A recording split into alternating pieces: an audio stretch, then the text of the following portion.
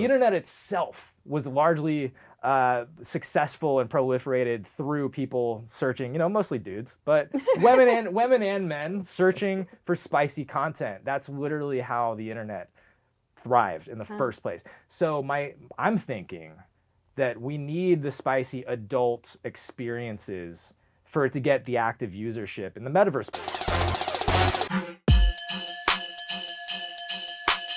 We're gonna move into another topic that, again, we already hit on. Heron was mentioning the metaverse, which is it's a very controversial thing right now, I would say, because it got a lot of hype, especially coming out of COVID. We were all stuck inside. We all were yearning for that human connection that we were like deprived of. Where did we go? We went into Clubhouse, we went on to Twitter, we went into maybe voxels, crypto voxels at the time, and Decentraland. Grand Theft Auto. Gaming with the homies, Grand Theft Auto. Auto. We searched out for all of these outlets for that human connection. And, a year or two on from that great promise of everybody hyping up the metaverse and aping into ridiculously speculative virtual land, here we are with the reality. And that's that currently there's not a lot of adoption. There's just not. The DAUs, the MAUs, the active users, if you look at a lot of these virtual worlds, is very low, right? That's being nice, right? Like we know that it's just not really there. But there's actually a lot of innovation happening. So CES was just over the weekend, which is the big tech conference in Vegas. And actually, I was surprised to see some of the headlines. It was all very metaverse focused, a lot of the tech. They've got smelling tech. Now you've got like a mask so you can smell in the metaverse. Ooh. Yeah, you can they've got 30 different senses now. They've got tech that lets you feel like free falling. So when you jump off a building, you actually feel like you're gonna freaking die. Why does anybody want that? Exactly. Well, like my nightmare. I kind of feel that way too. But then also Apple is entering with their own headset, and you know how Apple does when they're they come in with the sexy hardware. They make everything cool. So I want to combine these things. Because with dating, and we'll get there in a second. Like why do I want to talk about dating in the metaverse?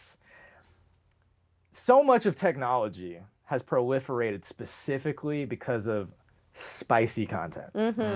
Because of our proclivities in our personal lives, what intrigues us, what tickles our pickles, philosophical, whatever. You know what I'm saying.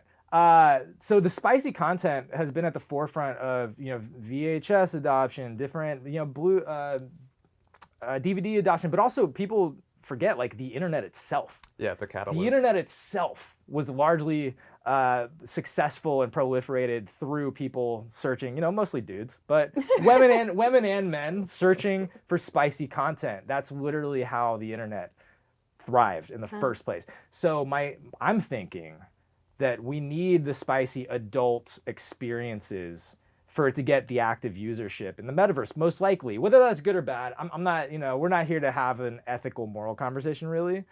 But how does, Apple coming in with a sexy new piece of hardware, does that make it sexy? Does that make it cool? I hope they make it sexy because I actually used to work in VR. I had a production company back in like 2014. We were way ahead of the curve, and I'm kind of glad I didn't stick with it this long because it still hasn't really taken off. But I was going to all the conferences, I was attending all the events, and I was really intrigued in what VR is going to do for storytelling. I hadn't thought about the more spicy content, but it is something that came up last year.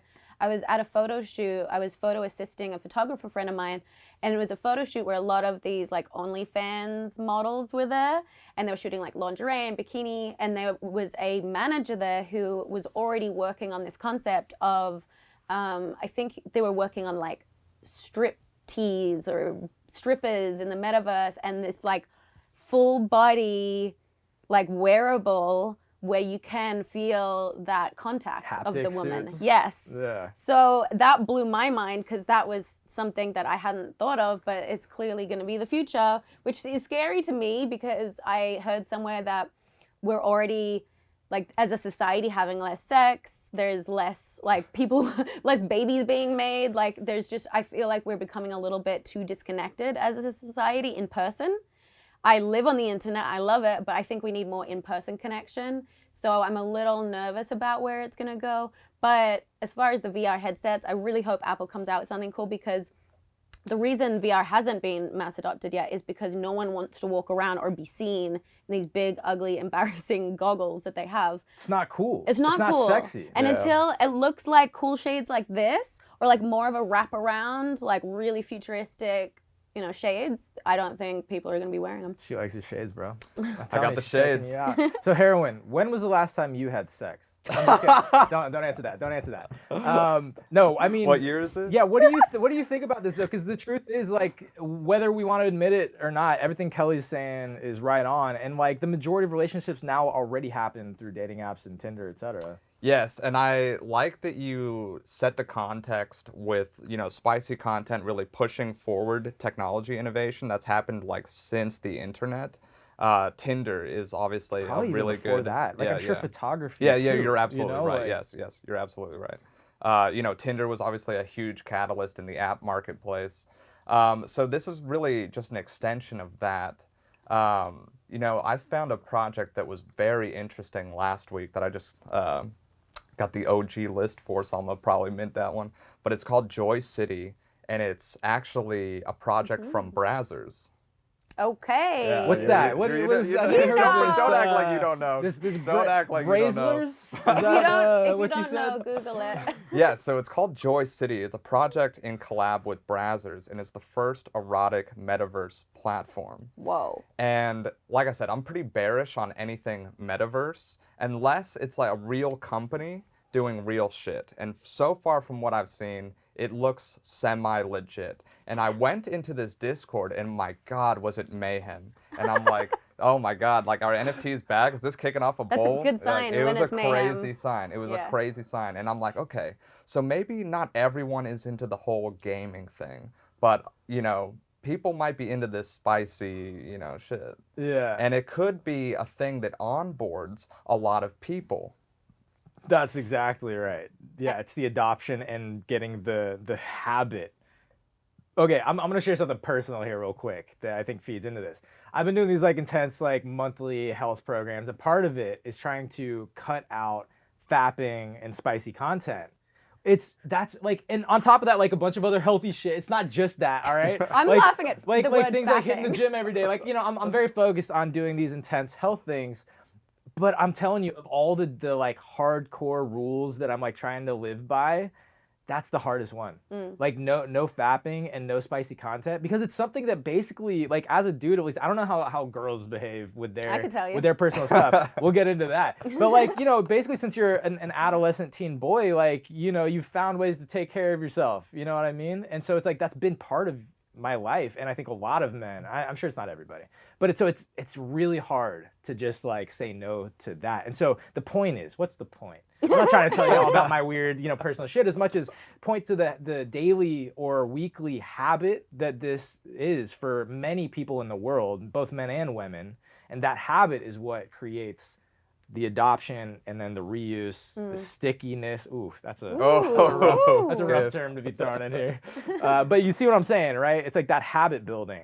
Yeah, I think it comes down to accessibility and the immersiveness of the experience. Like this, I haven't done too much research on this Joy City thing, but it looks to be like a pretty immersive thing. And you can imagine like a lot of these Web3 nerds, right? They're gonna spend a lot of time. Are you wearing a haptic suit underneath all that? Yeah.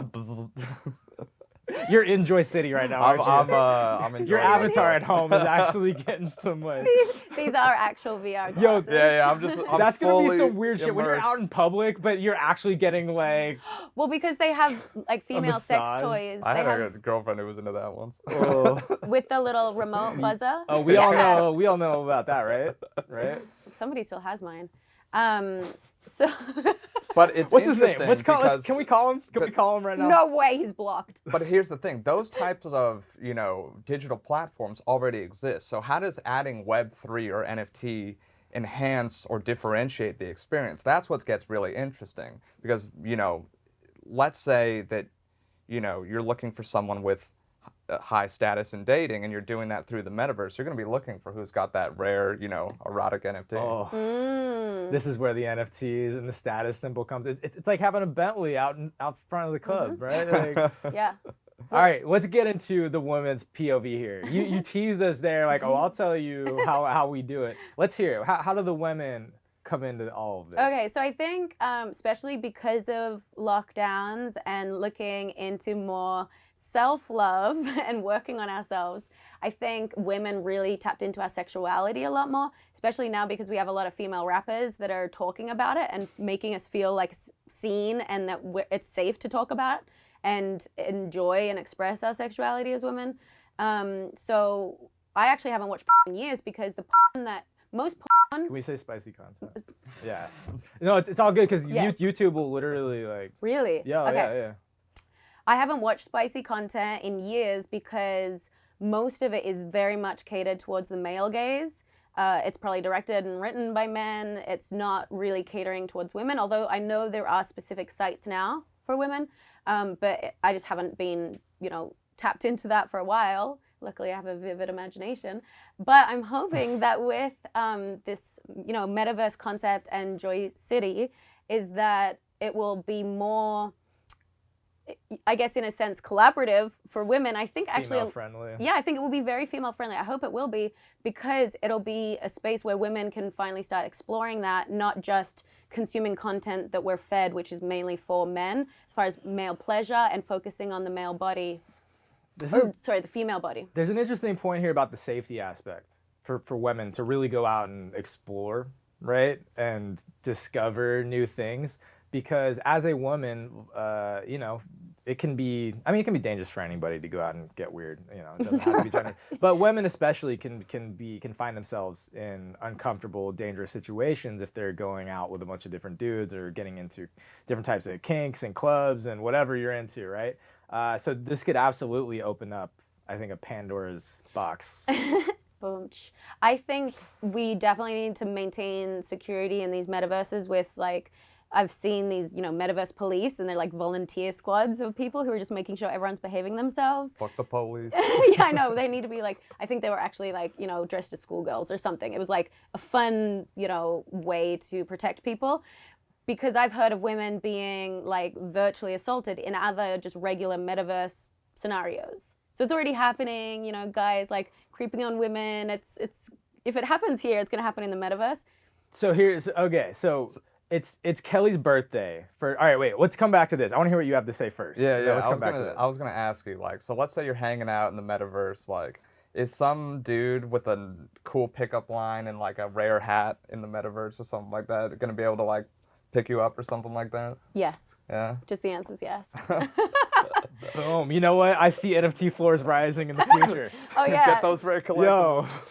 Because it's out in the open because you can't fake it in the real world. You never know if the guy's car's rented. You never know if what he's wearing is fake. Hex gang, baby. Let's go. Yeah, Yo.